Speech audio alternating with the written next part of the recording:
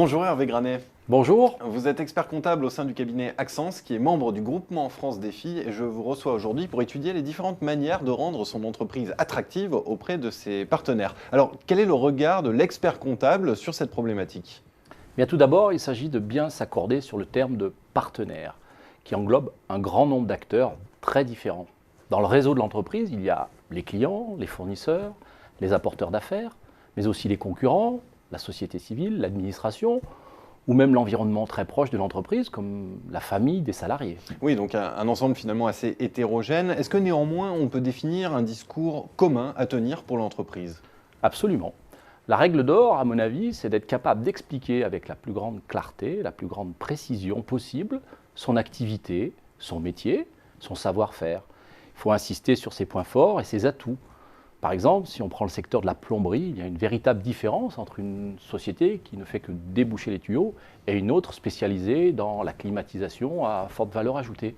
Oui, alors encore reste-t-il à le faire savoir. Alors vous, par exemple, au sein du cabinet Axence, comment faites-vous pour mettre en avant vos points forts et rendre votre entreprise attractive ?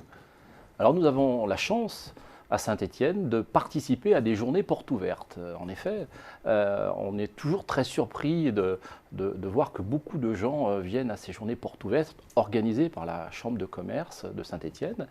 Il y a des étudiants, il y a des organismes comme Pôle emploi, mais aussi surprenant que ce soit, on a des clients ou des fournisseurs.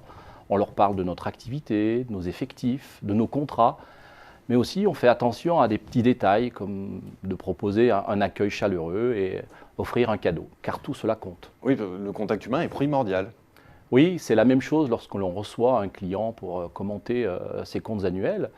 En général, l'entretien d'une heure, on parle de comptabilité une petite quinzaine de minutes. Après, cette discussion s'oriente sur le regard que nous avons de l'entreprise, le regard extérieur. Et on peut dire par exemple que soit l'accueil téléphonique est perfectible pour l'entreprise, même si nous ne sommes pas spécialistes de ça.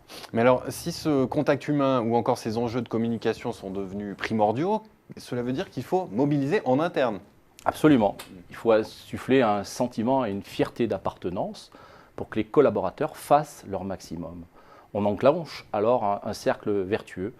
Ça passe notamment par une communication claire sur les objectifs de l'entreprise et sur le chemin choisi pour les atteindre. Alors, vous venez de parler de cercle vertueux. Quels sont les fruits que cette dynamique permet de récolter ? Tout simplement, un développement harmonieux de l'activité. Chez les salariés, il y aura moins de turnover, moins de non-qualité qui coûte très cher.